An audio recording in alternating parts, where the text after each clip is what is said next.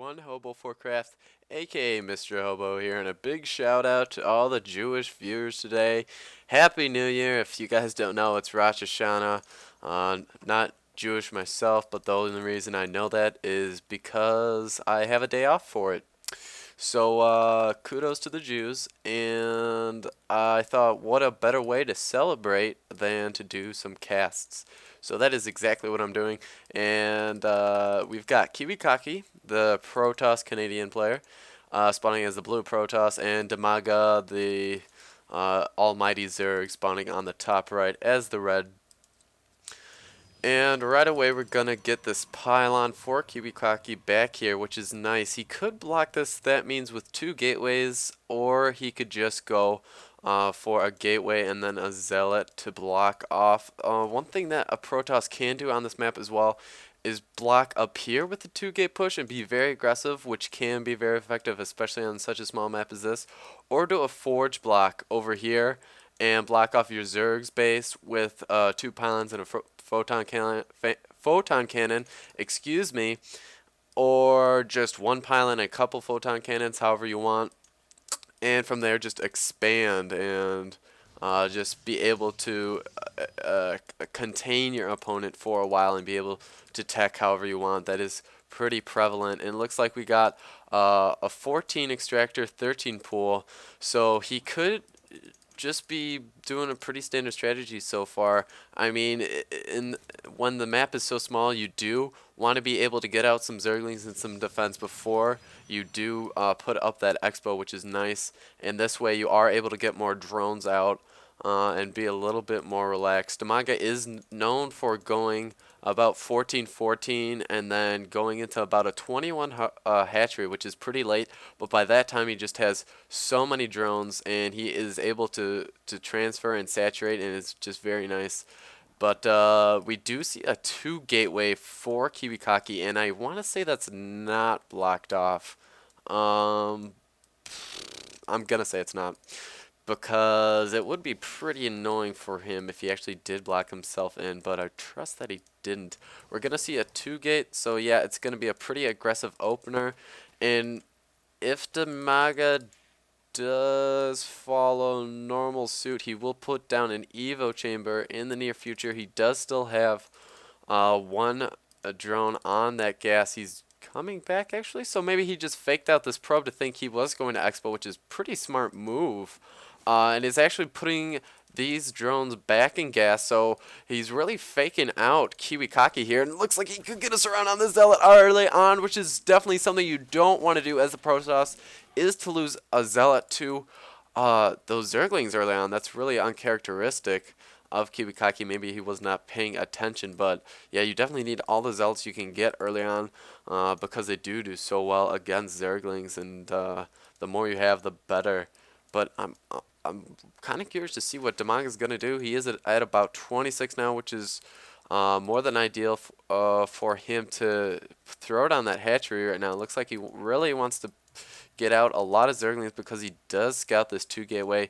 May scout the Cybernetics core. Yes, he does scout it right now. So KiwiKaki, after this 2 gate, will be able to just tech to a nice probably 4 gateway push, 4 or 5 gateway, or maybe a 3 or 4 gateway into a robo facility and bay. But we've got 5 Zealots here against all these Zerglings, and the question is whether the Zealots will be able to fight this off. But he loses 2 in a surround, so he's gonna be able to fight back, but it looks like Dimaga's just using surrounds with all of these Zerglings so well. That metal battle boost coming out at a great time, and all of these 7 or 6 Zealots go down in an instant.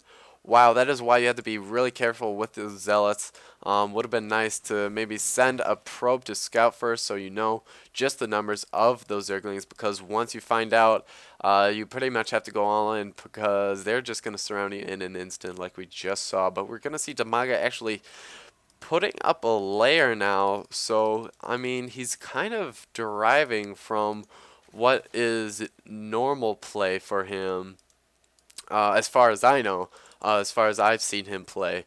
But KiwiKaki is going just for a couple gateways. He might be wanting to expand himself, but it's going to be hard to hold this off and block his base at the same time. So he's going to be putting down a pylon. Probably a couple photon cannons is my guess. He did get this forge. Will be able to get grounds level +1, which is huge. Allows zealots to kill zerglings in 2 hits instead of 3. Oh, and he loses the zealot. So unnecessary. And it looks like Dimaga's going to run away happy, only losing 2 zerglings. The zealot is worth about 4 zerglings, both in cost and in attack value, because 1 zealot does take down 4 zerglings if unmicroed. But we're getting a tech to roaches, which I guess will be good if KiwiKaki does push in the near future. You don't want to rely on zerglings all the way through the game, though you can if you throw down an Evo chamber and get that +1 attack and +1 carapace. But yeah, he is switching to roaches. I would prefer hydras in the situation, but whenever I go hydras, I mean, I'm always really wary of getting of having my Protoss get that Colossus out, and it's just bad news from there on. Normally with hydras, you can't really get map control that easily, which is why I love going hydraless. You can get map control so easily and do a lot of good harassment. But we have a little bit of a push coming out from KiwiKaki. This normally wouldn't be that strong, except he's just going to kill Panda Bear Guy 2.0. Okay, that wasn't really a push whatsoever. Oh, there we go. We have some sentries now, which will give that essential Guardian Shield and give some nice positioning with those force fields, but only has 2 gas. Okay, now saturated. Is getting up an Evo chamber. I would go for a 3rd gas. You only really need 4 gas geysers if you're going Mutalisks or something more gas intensive, such as Infestors, but you wouldn't really go Infestors unless you were going to be neural parasiting some Colossi. But oh, nice force field trapping some of these Zerglings in this little crevice here. And now DiMaga is just going to back up. He does have a decent amount of roaches. I would pump out a bunch more if I were him right now, because it looks like we're going to see a very late push from KiwiKaki. And the question is whether he'll be able to get off a nice position with those force fields, or if he's going to use it for Guardian Shield. It looks like he's getting pressed back, wants to stay off the creep, so he has the mobile advantage. It looks like we don't have the speed upgrade for roaches just yet, and he's trying to micro these, but it looks like KiwiKaki is going to be backing off. He doesn't want to deal with this right now, and it looks like he just got Gleo Reconstitution, I believe. Oh, I forgot the production tab this whole time. Silly me, silly me. Sorry about that, guys, but it looks like DiMaga is now pressing in, and I would back up if I were him. This is a lot of Stalkers, and a good amount of Stalkers do very well against roaches, but wait a second. Wait a second. Did that roach just get trapped? He's trapped inside of a force field. He's inside of a force field. That can't be right. All right, Blizzard, I know you're watching this, and you got to get on this. It looks like he just got trapped in a bubble or something. That was weird. Okay. Well, moving on, guys. What are you doing? Uh-oh, mismicroing these 3 roaches, and that could have been a definitely unnecessary waste of a couple roaches.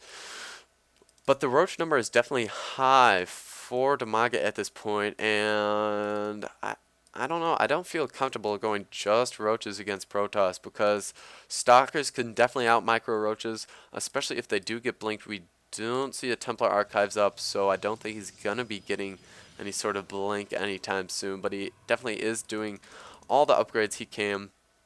I would like to see KiwiKaki throw down another forge, but he's kind of restricted on minerals as is, because he's still trying to saturate both of his bases, and he's pumping out units constantly with these 4 warp gates.